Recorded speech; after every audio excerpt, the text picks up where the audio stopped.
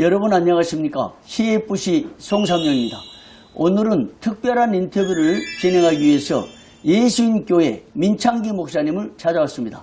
목사님 반갑습니다. 네, 반갑습니다. 예, 코로나 시대 어떻게 보내셨습니까? 다들 불편하시겠지만 예, 새로운 시대를 우리가 경험하면서 살며 예, 조금은 좀 나름대로 예. 이 코로나에 대한 시대가 익숙해진 것 같은 느낌이 듭니다. 예. 제가 오늘 예수님께 여러 차례 방문했지만요, 오면서 이 엄청난 건물의 복지타운, 이게 교회와 함께 지금 구교회는 옆에 있고요. 이걸 보면서 많은 생각을 했습니다. 복지목회의 새로운 장을 열으셨다 이 생각 들었고요. 그 다음에 어마어마한 건물, 이 고양시에서 정말 그 중심 건물처럼 보일 정도로 건물이 아주 우람하고 완전히 기선을 제압하는 듯한 느낌을 받았어요. 네. 그리고 여기 8층에 이사장실 들어오고 여기 방을 보니까 정말 큰 감동을 받았습니다. 목사님의 목회가 돋보이고요. 그 다음에 목회 정신, 그리고 또 새로운 시대를 여는 복지 목회를 여시고 다양한 그 암시적인 메시지가 오늘 있었거든요. 네. 근데 목사님 그 얘기를 들어보니까 이런 엄청난 목회를 이루기 직전에 여기 고양시 맨 처음에 오셨을 때 그 굉장히 감동적인 얘기를 전에 한번 들은 것 같아. 한번 어떻게 여기 오게 됐는지 소개해 주십시오. 예, 제 이야기가 예. 여러 책이나 예. 또는 이렇게 영상을 통해서 좀 접하신 분들이 계실 텐데 예. 제가 35년 전에 예. 이곳으로 들어올 때는 예. 이쪽이 아주 작은 농가 주택이 몇 호 안 되는 그런 지역이었습니다. 예. 그리고 이제 교회도 무허가 그 돼지 막사를 개조해서 예. 자그마한 골방에서 시작을 했는데 예. 그때에 비하면 35년이 지난 지금은 예. 진짜 격세지감을 느낄 만큼 예. 많은 모습에서 변화를 가져왔다고 볼 수 있겠죠. 그러면 돼지우리 장소에서 시작한 조그만 교회가 그렇습니다. 이런 엄청난 성장을. 네. 예. 근데 목사님 이런 목회를 하기까지 그 목회의 근본 정신, 예. 목회 철학 예. 어떻게 해오셨습니까? 제가 처음에 목회할 때 이제 부목사 생활 1년 하다가 이쪽으로 부임을 해서 담임을 했는데 예. 정말 젊은 나이, 어린 나이에 예. 어떻게 목회를 해야 할지도 모르고 아무런 인포메이션이 없이 이곳에 왔는데 예. 그때 제 마음속에는 딱 한 가지 머릿속에 떠오르는 게 있었어요. 예. 그게 뭐냐 하면 주는 자가 되자. 즉, 제 구복으로 알려져 있는 주는 자가 복이 있다는 그런 전제하에서 어떻게 하면 남에게 받지 않고 예. 줄 수 있는 교회가 될 수 없을까. 예. 그래서 주는 교회를 첫째로 제가 목회 철학과 같이 여기고 예. 누구한테 도와달라고 하지 않고 누군가 도움이 필요한 사람에게 도움을 주려고 하기 시작하면서부터 제 목회가 시작됐다. 예. 그렇게 볼 수 있겠습니다. 이 주는 목회 결국 목사님 35년이라고 네. 했습니까? 네. 35년 만에 물론 건물이 크고 교회 규모가 크다고 해서 이게 뭐 다 된 건 아닌데 외형상 볼 때 또 목회 결실로서 이런 주는 목회의 비전과 철학이 이렇게 현실로 됐네요. 네. 더군다나 이 목회가 복지관이라고 하면 복지관에서 사실상 목회 당회장실이 여기 있고 그 다음에 목회가 이 복지관을 중심으로 이루어졌다고 하면 주는 목회 하나의 실천이 이루어진 것이라고 볼 수 있겠네요. 그렇죠. 예. 그러니까 이제 교회라고 하는 기관이 우리가 어렵고 힘들 때에는 그저 예배 장소로서의 교회만 있어도 그 지역의 등불이 될 수 있었는데 이제 먹는 문제가 해결이 되고 절대 빈곤에서 벗어난 우리 조국 교회의 미래는 나눔이 필수적이겠다. 왜냐하면 빈부격차와 함께 이런 그 사회적 격차를 교회가 어떻게 하면 조금 가교 역할을 할 수 없을까 해서 사회복지 기능을 굉장히 강조했어요. 예. 벌써 한 25년 넘게 예. 우리가 이웃돕기 실천사항의 사회복지 정책을 펼쳐왔는데 예. 그것은 누가 우리에게 도움을 주어서가 아니라 예. 우리가 처음부터 어떻게 하면 좀 적지만 나눌 수 없을까 예. 해서 이제 우리가 나눔의 목회를 실천하기 위해서 예. 사랑과 나눔 복지 선교 센터를 우리가 건립하게 됐고요. 예. 그래서 매년 이제 우리 교회에서 그 이웃사랑의 실천을 무엇로 할까? 예. 그래서 첫째는 차상위 계층, 즉 예. 정부에서 지원할 수 없는 예. 조금 형편이 어려운 분들을 우리가 도울 수 있으면 좋겠다 해서 예.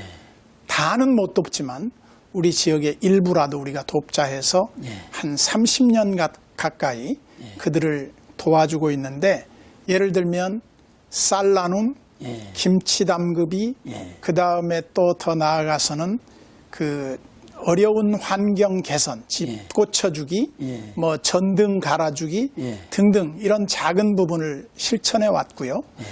그러면서 지금까지 점점점 늘려오면서 이 복지관에서 또 해야 할 일이 뭘까를 생각하면서 예. 무료급식 센터를 운영하기 시작했습니다. 예. 홀로 계신 독거 노인들을 밥이라도 이렇게 한 끼 따뜻하게 예. 대접해 드렸으면 좋겠다 하는 생각이 있어서 예. 월요일부터 금요일까지 예. 사랑의 급식 운동을 펼쳐왔는데 예. 그거도 적지 않은 예산이 듭니다. 예. 그런데 그거가 지금 코로나로 인해서 막혀 있는 상태지만 예. 그런 가운데에서도 그들에게 도시락 배달이라든지 예. 반찬 배달이라든지 예. 또 라면 배달이라든지 예. 이런 형태로 해서 나눔을 지속하고 있습니다. 예. 이 복지 목회 사실상 이제 타이틀을 붙이자면 복지 목회인데요. 네. 복지 목회는 사실 성경적이잖아요. 네. 예, 이웃과 함께하는 교회로서 목회 기능이 그대로 실천되는 것인데 이런 복지 목회를 이루기까지 예를 들면 이 웅장하고 거대한 건물을 지을 때 교인들의 동의가 어떻습니까? 그냥 어려움 없이 진행됐습니까? 예, 뭐 우리 교인들은 대체로 담임 목사의 리더십에 대해서 예. 적극 지지하고 그 뒷받침을 해주었기 때문에 오늘이 있다 이렇게 보고요. 예. 특별히 제가 이제 우리 교회의 미래를 구상하면서 항상 그렇게 말했습니다. 예. 지금이야 뭐 성장학자로서 그 조금은 우리 목회자들이 그 따르기는 좀 불편해진 분입니다만 예. 한때 성장학의 대부였던 예. 맥가브란 박사가 그런 말을 했어요. 예. 교회가 약 80% 정도의 운영 능력이 생길 때에는 예. 반드시 그 다음을 준비하지 않는 지도자는 무능한 지도자다. 예. 그래서 저희가 교회를 3번 건축을 했는데 예. 건축할 때마다 교인들이 몰려왔고 교회가 성장하면서 예. 우리가 빚진 자 의식으로 또 하나의 인물을 생각한 게 뭐냐면 지역교회 최고의 사명이라고 했던 테드 해가드 목사님. 예. 물론 그분도 나중에 좀 이상해서 우리가 이제 거리를 두게 됐습니다만 예. 그분이 그런 말을 했어요. 예. 미국에서 가장 범죄율이 높았던 도시가 어디냐면 예. 콜로라도였다고 그래요. 예. 그래서 콜로라도 덴버 쪽에 그쪽이 아주 위험 지역이었는데 예. 지금은 세계에서 가장 살기 좋은 도시 1위로 꼽혔다고 그래요. 예. 근데 그때 테드 해가드 목사님이 목사 안수를 받고 예. 그 지역에 가서 목회를 할 때 예. 엄청난 영적 전투를 벌였다 그래요. 예. 그러면서 기도로서 그 지역교회가 어떻게 하면 역할을 다할 것인가. 예. 그래서 범죄율이 가장 낮은 곳, 가장 살기 좋은 곳으로 바뀌었다 그러는데 예. 저도 그렇게 기도합니다. 예. 하나님 우리 지역이 정말 우리 교회로 말미암아 복을 받게 하시고 예. 범죄율이 낮고 살고 싶은 그런 도시로서 우리 교회 때문에 행복 도시를 꿈꿀 수 있는 지역이 되면 좋겠습니다. 예. 그것은 제가 거의 하루도 빼지 않고 기도하는 기도 제목 중에 하나가 됐습니다. 예. 예, 목사님 말씀 들으니까요.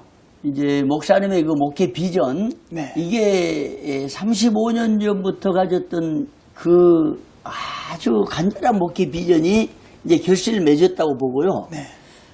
그런데 이 비전을 가슴에 품기까지 신학생, 총신대, 신학대학원 또 총신대학 시절에 가졌던 그때 미래 목회 준비, 이걸 그 기도 동산에 여기에서 많은 신학생들이 눈물로 기도하고 철회하고 거기 기도 동산에서 기도의 교실로서 연계돼 가지고 비전을 품고 대부분 그런 간증이 있잖아요. 네.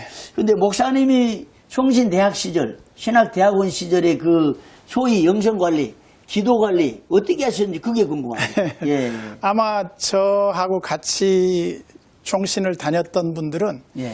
제 이미지 가운데 떠올리는 이미지가 예. 방석을 하나 들고 예. 뒷동산 기도실로 올라가는 모습을 많이 봤을 겁니다. 예. 그때 소위 말해서 기도 굴파라고 할 수 있는 그렇습니다. 기도하는 사람들이 조금 있었는데 예. 그 중에 제가 하나였죠. 예. 그러면서 그때 제가 꿈꾸었던 것은 예. 어떻게 하면 한국 교회를 목회할 수 있을까? 예. 즉 한국 교회, 내 교회만이 아니라 예. 한국 교회를 좀 목회하고 싶은 마음이 있었는데 예. 그걸 기도 제목으로 두었죠. 예. 그때 당시에 우리의 롤 모델은 죄송하지만 우리 대학 다닐 때 제일 영향력 있던 분은 아마 조용기 목사였을 거예요. 예. 조용기 목사님이 그 세계적인 목회를 하는 걸 보면서 우리는 그래도 한국이라도 좀 목회를 했으면 좋겠다 하는 그런 마음을 가지고 이제 조용기 목사님 목소리도 흉내내고 그렇게 했던 적이 있었는데 예. 제가 이렇게 한국 교회를 목회하겠다고 하는 그런 측면과 수도권에서 목회하겠다고 하는 것이 기도의 제목이었던 것 같아요. 그때 예. 당시에. 근데 뭐 가진 건 아무것도 없는데 뭘로 하겠습니까? 예. 지나고 보니까 하나님이 우리를 기도 그렇게 하게 하셨고 결과는 수도권에서 이런 목회와 방송 설교와 이런 그 총회적인 역할을 감당하게 하나님이 허락해 주신 기도 응답의 결과가 아닐까 예. 그런 생각이 들어요. 예. 목사님 총신 다니실 때 그 소위 기도파요. 예. 사실 그 총신대학이나 신학대학원에서 아주 국소수가 아주 당시 판단으로는 이상하게 기도, 그냥 기도파가 있었거든요. 네, 실제로요. 그렇습니다. 예. 그런데 나중에 20년, 30년 후에 보니까 그분들이 목회가 대단히 역동적이고 힘있고 또 교회가 성장한 것을 실제로 봤어요. 네. 목사님도 그런 유형인데 결국 대학 때부터 신학대학원에 이르기까지 기도로 목회를 준비하고 네. 또 기도하면서 목회 비전을 가슴에 품었고 이제 돼지우리 같은 아주 작은 교회에 와서 그 비전을 가슴에 품고 그러니까 목회 기반은 결국 기도라고 볼 수 있겠네요. 그렇죠. 아무래도 이제 예. 우리로 봐서는 가진 것도 없고 예. 재정적인 상태가 열악한 시대였고 예. 그러다 보니까 무릎으로밖에 하나님 앞에 호소할 길이 없었으니까 예. 저희는 어쨌든 그렇게 무릎으로 하나님 앞에 나아갈 수밖에 없었던 한계가 있었습니다. 그래서 요즘 배부른 세대들하고는 좀 다르겠지만 예. 이 가운데에서 우리가 어떻게 목회할 것인가에 대한 과제 아닌 과제가 있었다면 하나님이 우리에게 기회를 주신다면 한번 큰 역할을 감당하고 싶습니다 하는 그런 꿈을 갖고 있었죠. 그러니까 결국 목사님이 이런 예수님의 사역을 그대로 따라 행하시면서 기도로 준비했다가 사역을 이루어서 결국 지금의 파워풀한 목회 현장을 하나님이 주셨다. 예. 아, 정말 감동적이고요.